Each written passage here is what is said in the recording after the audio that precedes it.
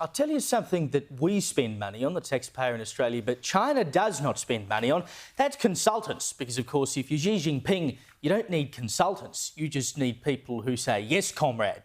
If you're a consultant, I think you get bumped off, essentially. If you dare to tell Xi that he is wrong about something, he doesn't need advice. He is the oracle of all wisdom. But we do it here in Australia because governments aren't confident that they can make decisions for themselves, or that the bureaucrats that they are paying hundreds of thousands of dollars to every year can't actually do the jobs for which they've been employed. So they keep going off to the private sector and paying people in companies like PwC and KPMG, etc., to tell governments what should be done about various issues. Now, in New South Wales, the previous coalition state government paid more than $1 billion for consultants over their term. So the Minns government said, we've got to do something about this. We need to rein this in.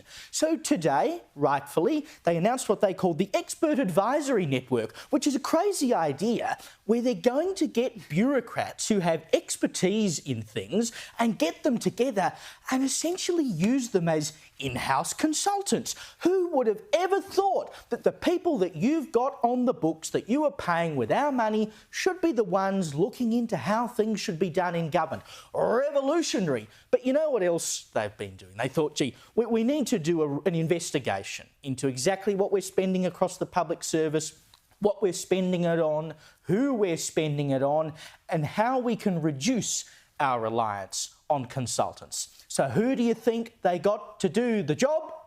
Consultants. Yes, I'm not kidding. KPMG has been paid $176 grand by the New South Wales state government to put together a report on, amongst other things, how to cut consultants. This is from the Daily Telegraph today. They say that the New South Wales Treasury refused to say what KPMG was going to do to earn its $176K, but said that the operational review would assess the current operating environment for New South Wales government procurement to ensure that it continues to support delivery of outcomes for the people of New South Wales, whatever the hell that means. Why can't these people... You know, I've been a journalist my whole career, and I read these things. I've dealt with these responses my entire career. Can't you just speak in a language that we can all understand? I mean, essentially what they're saying is we paid consultants to tell us how to pay them less in future.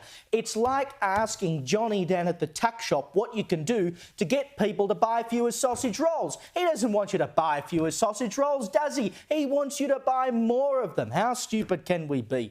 Mark Speakman, the opposition leader in New South Wales, said that Labor spending $176 grand on consultants for a report on consultants is like a scene out of Utopia. Yet, sadly, this farce is real life at the expense of taxpayers, not fiction. And it's interesting that he mentions that it's like a scene out of Utopia, because in our meeting this evening, before we put this program to air, I said there must be a scene somewhere in Yes Minister, and Liz said, oh, there'd be one in Utopia that is exactly this, where they have paid consultants to do a report into how to have fewer consultants. And I went looking for it, and I couldn't find one. So the New South Wales government has managed to beat even the best in the business at lampooning governments. Unbelievable. I mean, KPMG have got a massive conflict of interest here, right? Because over the past 5 years, they've gotten more than $70 million from the New South Wales state government in consultancy fees. And so now they're going to advise how the government can use less consultants. I'm not sure how committed they'd be to that job. But this all arises out of an Auditor General's report in 2023 because of concerns about $1 billion in consultancy fees over just 5 years in New South Wales. And what the Auditor General found was that 20% of that $1 billion was spent on consultants who had no specialist skills. They were just being used because, so like most government employees, really. Exactly, anyone could have done it. And so they found there was no strategic approach to engaging consultants. Not only that, but when consultants were engaged, there was no management, there was no evaluation of the results, and oftentimes, can you believe this, there were conflicts between consultants. So two government departments would engage the same consultant to try and rule on a dispute. So the whole thing was a complete mess. So as crazy as this sounds, Caleb, it does seem like our public servants do need some instruction on how to engage consultants, when to engage consultants, and when not to. And that is what this is for. It's been such a mess. It's hardly reassuring when you've got a government who doesn't know how to save.